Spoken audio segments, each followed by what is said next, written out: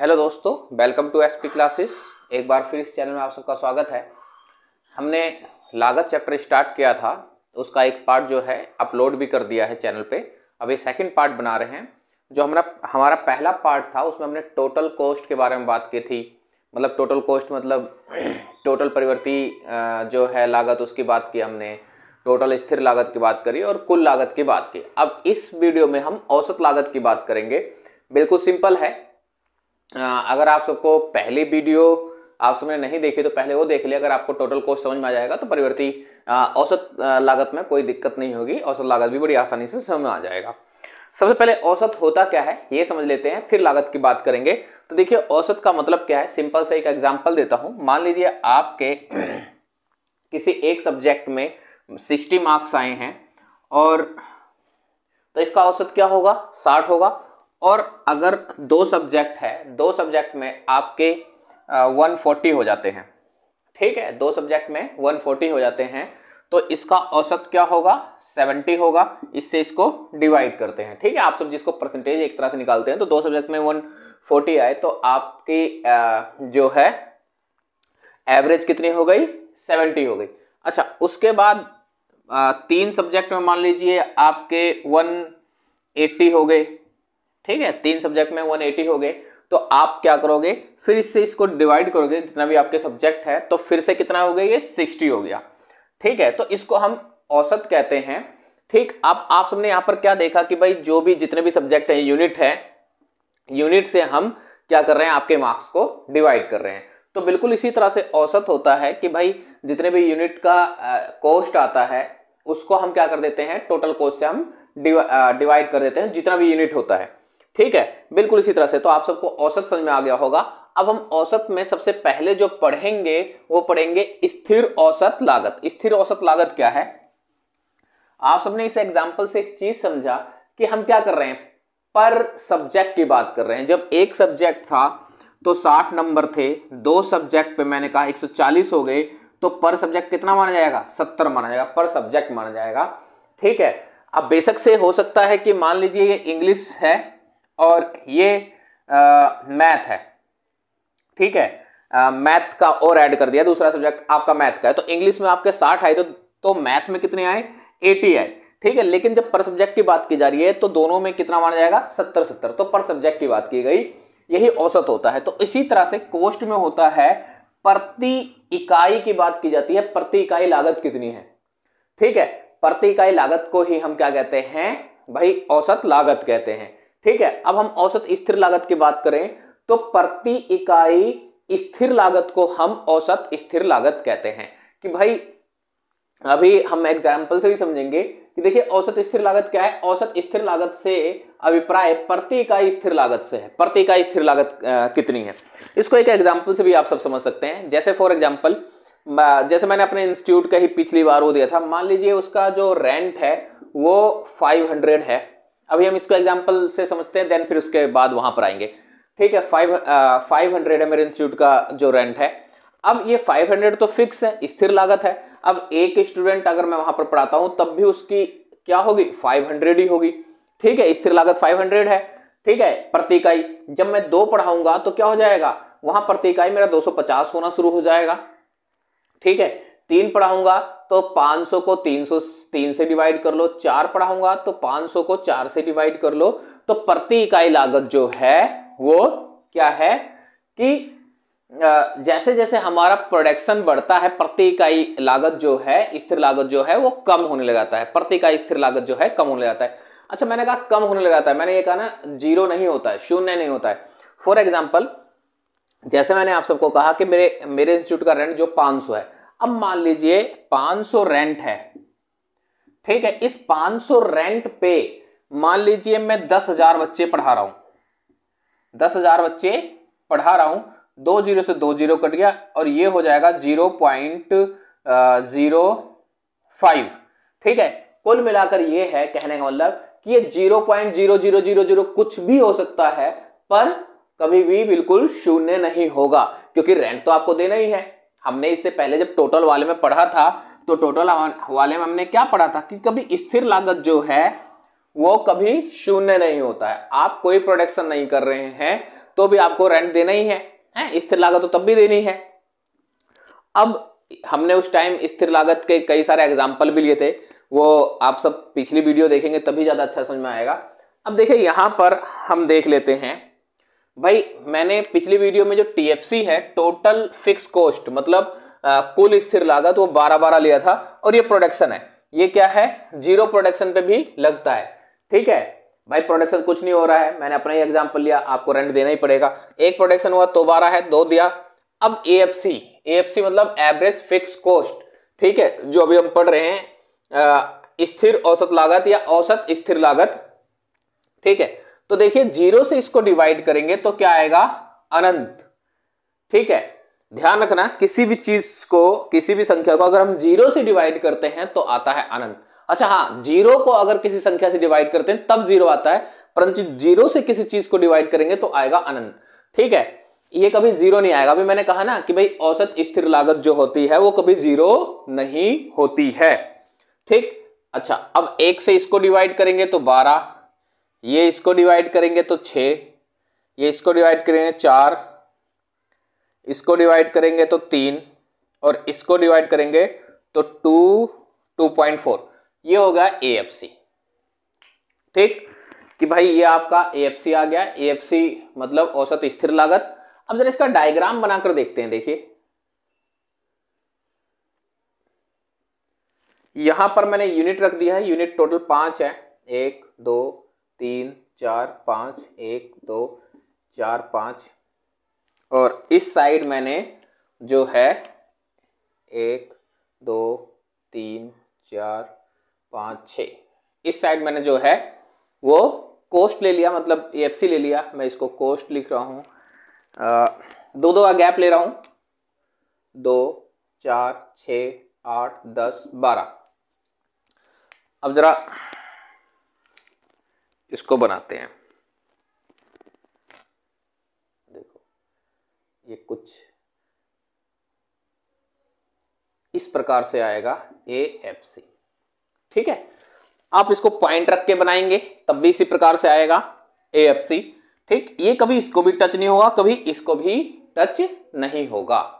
अब देखिए इसके इस वक्र के मैंने 3 पॉइंट लिख रखे हैं पहले से ही, जरा देखिए क्या है। एएफसी वक्र नीचे की ओर ढालू होता है, नीचे की ओर ढालू होता है। उसका रीजन क्या है कि जैसे जैसे प्रोडक्शन बढ़ता है, जैसे आप उत्पादन करते हो, तो एएफसी कम होने जाता है। मैंने कहा कम होने जाता है, ये नहीं कहा है जीरो होता है, ध्यान रखना, कम होने जाता है। अभी मैंने बताया था कि 0.0000 कुछ भी हो जाएगा, पर जीरो बिल्कुल नहीं होगा।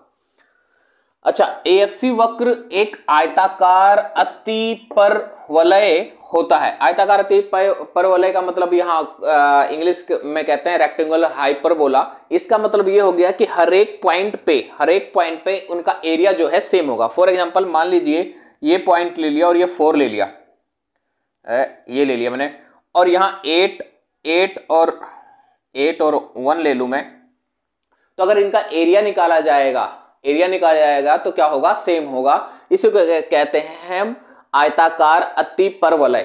ठीक है, हर एक बिंदु पे जो भी इसका रेक्टेंगल बनेगा, आयत बनेगा, उसका एरिया जो है वो सेम रहेगा। ठीक है, अच्छा, उसके बाद कहता है एएफसी किसी अक्ष को नहीं छूती है। मैंने बता दिया एएफसी किसी अक्ष को क्यों नहीं छूती है, क्योंकि टीएफसी कभी जीरो नहीं होता है। अब टीएफसी कभी जीरो नहीं होगा तो ये भी कभी जीरो नहीं होगा। एक्स अक्ष को इसलिए नहीं छूती है क्योंकि टीएफसी कभी जीरो नहीं होता। वाई को क्यों नहीं छूती है, क्योंकि प्रोडक्शन, अगर जीरो प्रोडक्शन है तब भी यहां पर क्या आता है, अनंत आता है, जीरो नहीं आता है। ठीक है, तो ये स्थिर लागत था आप सबका, औसत स्थिर लागत था। बिल्कुल सिंपल है, अगर एग्जाम में आ जाए तो आप सबको इतने पॉइंट लिख देना। और एक चीज और ध्यान रखना है कि इसमें इकाई जो डायग्राम है उसको भी आप सबको क्या करना है, एक्सप्लेन करना है। डायग्राम को बताना होता है, एक्स एक्सिस पे क्या है, वाई एक्सिस पे क्या है, तो ये सारी चीजें भी बतानी है, जिससे आपको कहीं पर भी आधा नंबर भी ना कटे। ठीक है, बाकी जो मेन पॉइंट्स हैं वो मैंने बता दिया है। तो अभी इसको आप सब उतार लीजिए। अब देखेंगे औसत परिवर्ती लागत, मैं उसको लिख लेता हूं जब तक आप सबको इसको जो है उतार लीजिए।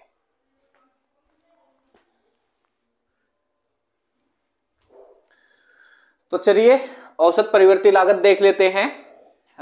बिल्कुल छोटा सा टॉपिक है, तो जैसे भाई औसत स्थिर लागत था प्रति इकाई स्थिर लागत, वैसे ही औसत परिवर्ती लागत है कि भाई प्रति इकाई परिवर्ती लागत को हम औसत परिवर्ती लागत कहते हैं। ठीक है, अब इसमें चीजें क्या समझने वाली है, पहले मैं डेफिनेशन एक बार रीड कर देता हूं। क्या है, औसत परिवर्ती लागत एबीसी से अभिप्राय उत्पादन की प्रति इकाई परिवर्ती लागत से होता है। सिंपल है बिल्कुल। जरा इधर हम शेड्यूल में भी देख लेते हैं।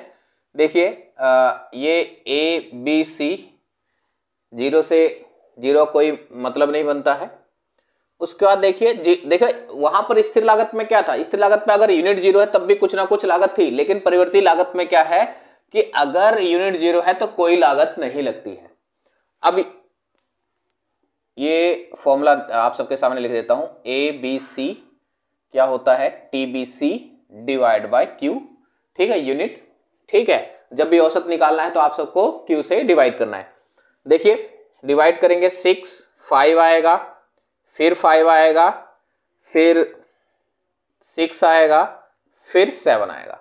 अब देखने में क्या आ रहा है, देखने में यह आ रहा है कि देखिए पहले तो कॉस्ट कम हो रही है भाई, ABC कम हो रहा है, देन फिर बढ़ना शुरू हो गया। तो भाई अगर पहले कॉस्ट कम हो रही है और फिर बढ़ना शुरू हो गया तो कैसा होगा कि भाई वक्र जो आएगा, वक्र जो होगा पहले तो ऐसे नीचे आएगा, फिर ऐसे ऊपर को उठ जाएगा। सीधी सी बात है। तो जो इसका वक्र होता है वो यू शेप का होता है। ठीक है, अब यहां पर मैं इकाई लिख लेता हूं, इकाई, और यहां लागत या परिवर्ती लागत भी लिख सकते हो। ठीक है, तो इसका वक्र जो है यू शेप का होता है। ये हो गया एबीसी। आप सब चाहे तो इसको पॉइंट में भी रख सकते हैं, तब भी यू शेप का ही जाएगा, यही पॉइंट रखेंगे तब भी यू शेप का जाएगा। ये सब आपका होमवर्क है, आप पॉइंट में बनाकर देखिए। अगर आपने कोर्स चैप्टर में अच्छे से डायग्राम बनाना आप सबको आ गया, ठीक है, शेड्यूल बनाना आ गया, तो समझो उस कोर्स चैप्टर जो है वो क्लियर है बिल्कुल। लागत जो है डायग्राम और शेड्यूल पे ही डिपेंड है, आप डायग्राम और शेड्यूल देख के ही सारी चीजें बता देंगे। ठीक है, इसलिए इसकी प्रैक्टिस करना जरूरी है। अच्छा, अब ये यू शेप का क्यों होता है, मेन चीज यू शेप का मतलब यहां पर हो गया कि पहले जो लागत है वो कम क्यों होती है। तो आप फिर से आ जाओ जो हमने 5th चैप्टर पढ़ा था, उत्पादन फलन, प्रोडक्शन फंक्शन, उसमें हमने परिवर्ती अनुपात का नियम पढ़ा था। परिवर्ती अनुपात का नियम, पहला नियम क्या था कि पहले जो प्रोडक्शन है वो बढ़ती दर से बढ़ता है। अब बढ़ती दर से बढ़ता है, वहां पर हमने रीजन क्या दिया था कि जो स्थिर लागत है और जो जो स्थिर संसाधन है और जो परिवर्ती संसाधन है उनके बीच में तालमेल अच्छा होता है और स्थिर संसाधनों का अच्छा प्रयोग होता है। तो सीधी सी बात है, बढ़ती दर से बढ़ने का मतलब ये होता है कि कॉस्ट कहीं ना कहीं कम होगा। तो बिल्कुल वही रीजन है जिसको कह सकते हो, उसमें जो पहला वो है परिवर्ती अनुपात का नियम, जो पहला स्टेज था कि बढ़ते दर से बढ़ती है प्रोडक्शन। ठीक है, वही है बढ़ते प्रतिफल के कारण क्या होता है, यहां पर कॉस्ट क्या है, कम है। अब इसको इस तरह से भी समझ सकते हो कि जब क्या होता है कि स्थिर साधनों के साथ परिवर्ती साधन लगाए जाते हैं तो पहले जो स्थिर साधन और जो परिवर्ती साधन था उनके बीच में तालमेल अच्छा होता है और स्थिर साधनों का इस्तेमाल बहुत अच्छे से होना शुरू हो जाता है। ठीक है, अब जब भाई स्थिर साधन का इस्तेमाल या तालमेल अच्छा होगा तो क्या होगा, खर्चा कम आएगा ना, कॉस्ट अपने आप कम आएगा। तो पहले कॉस्ट क्या होता है, कम होता है। फिर से उस चैप्टर में जाइए प्रोडक्शन फंक्शन वाले में। उसके बाद क्या होने लगा था, उसके बाद दूसरा स्टेज ये था कि भाई प्रोडक्शन तो हो रहा था पर घटती दर से बढ़ रहा था। और तीसरा स्टेज ये था कि प्रोडक्शन में कमी ही आनी शुरू हो गई थी। तो कमी क्यों आने लगी थी, क्योंकि तालमेल बिगड़ गया था। अब जैसे ये रूम है, यहां पर एक ही जना पढ़ा सकता है, सीधी सी बात है। 2 जने पढ़ाएंगे तो आवाज और इन सब में दिक्कत होगी ना, आपस में मिसमैच होगा, सीधी सी बात। अब यहां पर मैं 2 टीचर रख लूं या 3 टीचर पढ़ाने लग जाए तो ये पॉसिबल है, ये बिल्कुल पॉसिबल नहीं है, प्रोडक्शन कम होना शुरू हो जाएगा, सीधी सी बात है। तो क्या होता है कि शुरू में तो भैया जो स्थिर संसाधन थे और जो परिवर्ती संसाधन उनका तालमेल अच्छा था, बाद में तालमेल अच्छा नहीं रहा क्योंकि परिवर्ती संसाधन आप बढ़ाते गए। अब स्थिर साधन की तो एक क्षमता होती है ना भाई, एक खेत में मान लीजिए 5 जने सिर्फ चाहिए, आप 10 जने लगा दोगे तो क्या प्रोडक्शन थोड़ा ना बढ़ाकर छोड़ देगा, कॉस्ट ही बढ़ेगा, आप सैलरी ही दोगे उसके। तो वही रीजन होता है कि फिर कॉस्ट बढ़ना शुरू हो जाता है। इसको हम घटते प्रतिफल नियम के कारण कहते हैं। जब ये घटता है तो बढ़ते प्रतिफल नियम के कारण दैनिक जगह स्थिर हो जाता है। ठीक है, जिसको हम कह सकते हैं कि जो हमारे घटती दर से प्रोडक्शन बढ़ रहा था दूसरे स्टेज से, फिर उसके बाद ये बढ़ना शुरू हो जाता है कॉस्ट, मतलब घटते प्रतिफल के नियम के कारण।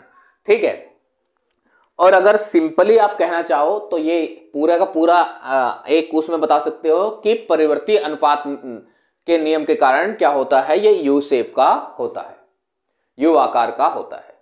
ठीक है, तो ये परिवर्ती अनुपात हो गया। अब हम इसमें देखेंगे कुल औसत लागत। ये आप सब इसको उतार लीजिए। आई होप आप सबको समझ में आ गया होगा कि ये ऐसा क्यों होता है। ठीक है, इसके बाद आप सब इसको स्क्रीनशॉट ले लीजिए, उतार लीजिए। मैं अगला टॉपिक ले लेता हूं, कुल औसत, और उसके बाद हम जो है यहीं पे ही आज की वीडियो जो है समाप्त करेंगे।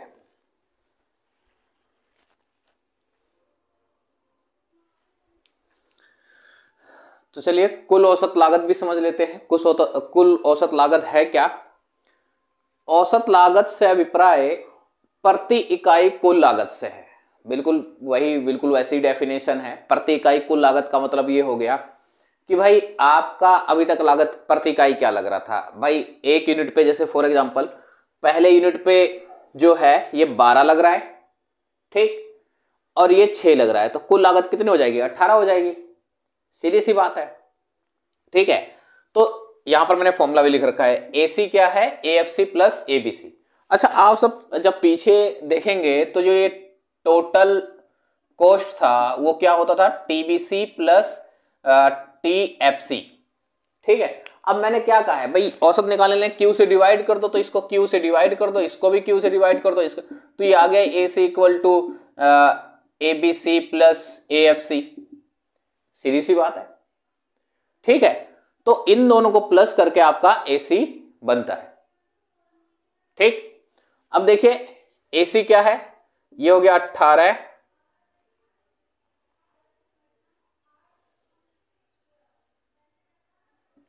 11, 9, 9 और 9.4। 18, 11, 9, 9, 9.4। डायग्राम देख लेते हैं, डायग्राम फिर समझते हैं। डायग्राम समझना जरूरी है। जैसे आपका डायग्राम एबीसी का था, बिल्कुल उसी तरह से होता है। यू शेप का एसी भी होता है। यहां इकाई, यहां लागत, पॉइंट से अगर बनाएंगे तब भी इसी तरह से रहेगा। अब देखिए यू शेप का क्यों होता है, आप यहां पर शेड्यूल पे अगर ध्यान देंगे तो देखिए पहली 2 इकाइयां ये यहां से यहां तक, ध्यान से देखिए, तो क्या हो रहा है कि भाई ये भी कम हो रहा है, एएफसी भी कम हो रहा है, ये भी कम हो रहा है। सीधी सी बात है। तो दोनों चीज कम हो रही है और दोनों को प्लस करोगे तो ये कम ही होगा। उसके बाद देखिए ये तीसरी और चौथी इकाई, ये 9 वाली। उसके बाद मान लीजिए यहां मैं मान लेता हूं कम हो रहा है, देन उसके बाद ये हो गया, ये मैंने ए पॉइंट रख दिया और ये बी पॉइंट रख दिया, जिसे समझाने में आसानी हो। अब यहां पर क्या है कि भाई जो आपकी एएफसी तो कम हो रही है, ठीक है, सॉरी इसको देखिए, इसको एएफसी तो कम हो रही है, लेकिन एबीसी देखिए बिल्कुल स्थिर हो गई। एबीसी क्या हो गया? स्थिर हो गया। तो इसलिए यहां पर जाकर ये भी स्थिर हो जाता है, बी पॉइंट तक स्थिर होता है। उसके बाद देखिए एएफसी जो है वो तो कम हो रहा है, 2.4 हो गया, ठीक, लेकिन ये बढ़ना शुरू हो गया, 5 के बाद 6 और 7, ये बढ़ना शुरू हो गया। तो जब ये बढ़ना शुरू हो गया तो आपका एसी भी बढ़ना शुरू हो जाता है। ठीक है, इसलिए यू शेप का होता है। कुल मिलाकर कहने का मतलब ये है कि यहां पर जो शेप लेता है वो एएफसी और एबीसी दोनों से मिलकर शेप लेता है। ठीक है, शुरू में दोनों घट रहा होता है। उसके बाद क्या होता है, एबीसी एक जगह जाकर स्थिर हो जाता है, तो ये स्थिर हो जाता है, ठीक, बी पॉइंट तक स्थिर हो गया। उसके बाद क्या होता है कि भाई एएफसी तो घट रहा होता है, लेकिन एबीसी जो है वो बढ़ना शुरू हो जाता है, 6 और 7, देन ये भी बढ़ना शुरू हो गया। ठीक है, तो आई होप आप सबको ये समझ में आ गया होगा कि भाई औसत कुल लागत क्या है। ठीक है, अब इस वीडियो में सिर्फ एक टॉपिक और देखेंगे, हम तीनों का रिलेशन देखेंगे कि भाई तीनों में क्या रिलेशन है, मतलब कि भाई औसत स्थिर लागत, औसत परिवर्ती लागत और औसत कुल लागत में क्या रिलेशन है, देन इस वीडियो को यहीं समाप्त करेंगे।